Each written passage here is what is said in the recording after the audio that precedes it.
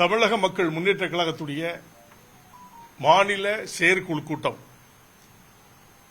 தமிழக மக்கள் முன்னேற்ற கழகத்துடைய தலைமையகத்தில் அரசியல் ஆலோசனைப்பதற்காக தமிழ்நாடு முழுவதும் இருக்கின்ற அனைத்து மாவட்டத்திலிருந்தும் மாவட்ட தலைவர்கள், மாவட்ட செயலாளர்கள், இங்கே மாநில பொறுப்பாளர்கள் எல்லாரும் அமர்ந்திருக்கின்றோம். இதன் அடிப்படையில் அவர்கள் ஒவ்வொருவராக நாங்கள் வாக்குச்சீட்டின் மூலமாக அவருடைய கருத்துக்களை தெரிவிக்க வேண்டும் என்று சொல்லி இந்த வாக்குச்சீட்டு பெட்டியை நாங்கள் வச்சிருக்கோம். அதில் அவரவர்கள் கருத்துக்களை இதில் பதிவு செய்திருக்கின்றார்கள். இந்த செயற்குழு கூட்டமானது அரசியலில் யாரோடு பங்கேற்க வேண்டும் என்பதற்காக முழு அதிகாரத்தையும் தலைவர் அவர்களிடத்திலே, அதாவது என்னிடத்திலே ஒப்படைத்திருக்கின்றார்கள். அதன்படி முடிவு செய்யப்படும்.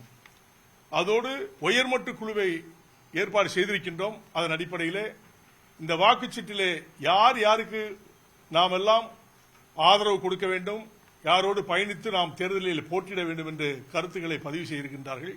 அதன் அடிப்படையில் முழுமையாக நாங்கள் செயலில் தமிழக மக்கள் முன்னேற்ற கழகம் இறங்கும். நிச்சயமாக தேர்தலிலே பங்கீடு உண்டு. யாரோடு என்பது இந்த வாக்குச்சீட்டின் அடிப்படையிலே நாங்கள் தேர்தலை சந்திக்கிறோம். அதிமுக பாஜக கூட்டணியில இடம்பெற்றிருந்தீங்க. இப்ப இரண்டு பேருமே தனித்தனியா போட்டியிடுறதா திட்டமிட்டிருக்காங்க.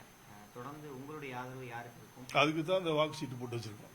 இன்னைக்கு யாருக்கு ஆதரவு, யாரோட பயணிக்கணும் அப்படிங்கிறதுக்காக தான் இன்றைக்கு வாக்குச்சீட்டு போட்டு அனைத்து நிர்வாகிகளும் வந்திருக்காங்க. அதன் அடிப்படையில் முடியும். இப்ப அவங்க கருத்து என்ன போட்டிருக்காங்கன்னு நான் பார்க்கல. இப்பதான் வாக்கு எடுத்திருக்கோம். வாக்குச்சீட்டின் அடிப்படையில் உயர்மட்ட குழு தான் உட்கார்ந்து பார்க்கும். அதன் அடிப்படையில் எடுத்து அதனுள்ள யாரோடு நாங்கள் பயணிக்க வேண்டும் என்பது அதன் பிரகாரம் தான் முடியும். இதுவரை எந்தெந்த கட்சியின் சார்பில் பேச்சுவார்த்தைக்கு உங்களுக்கு அணுகியிருக்கிறாங்க? எல்லாரும் பேசிட்டு இருக்காங்க.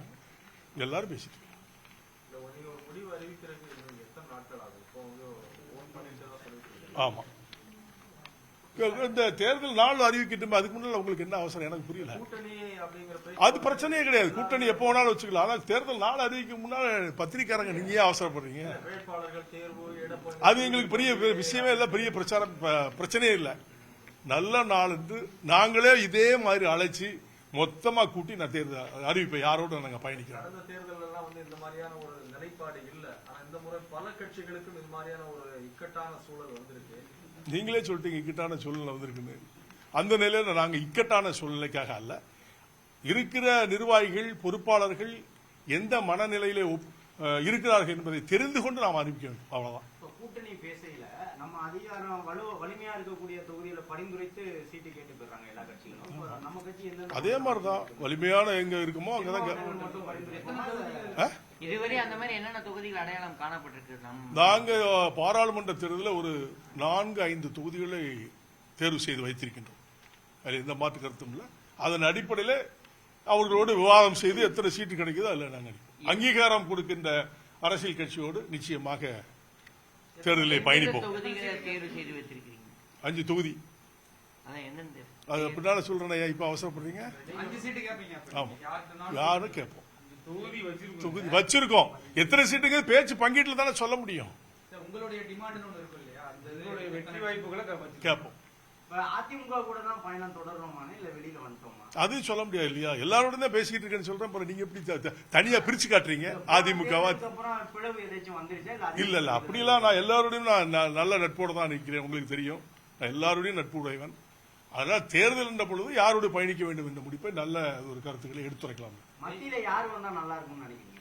மத்தியில யாரு வந்தா நல்லா இருக்கும் நீங்க இப்ப நினைக்கிறீங்களோ அதே தான் நான் நினைக்கிறேன்.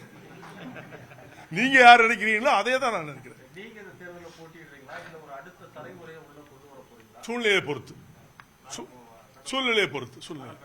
அதுதான் சூழ்நிலையை பொறுத்து, அந்த சூழ்நிலையை பொறுத்து நாங்க போட்டியிடுவோம். நன்றி.